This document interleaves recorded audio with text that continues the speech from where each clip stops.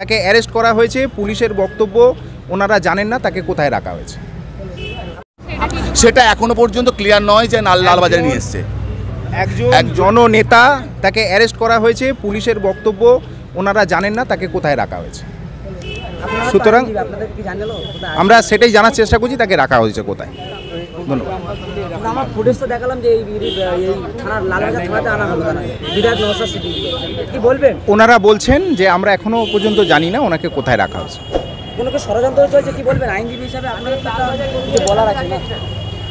আমরা এখন সিপির সঙ্গে সাক্ষাতের সময় চাইছি। সিপি সাহেব যদি দেখা করতে পারেন এটা ব্যাপারটা তিনি বলতে পারেন। করণীয় আমাদের কি করতে হবে সেটা আমাদের জানান, আমরা বাই রিটিনে জানাচ্ছি। শুধু তাই না, সকালবেলা অ্যারেস্ট করা হয়েছে।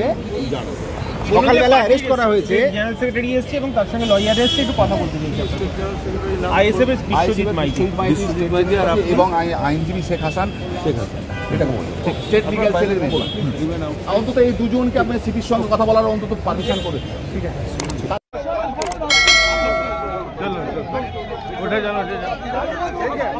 এই মুহূর্তে সবচেয়ে বড় খবর দেখতে পাচ্ছেন, ট্রেনে হিসেবে কিন্তু নওশাদ সিদ্দিকী কিন্তু মিজান ভাই তুলছে, সেই ছবি কিন্তু তুলে দেওয়ার চেষ্টা করছি। ট্রেনে হিসেবে কিন্তু দেখতে পাচ্ছেন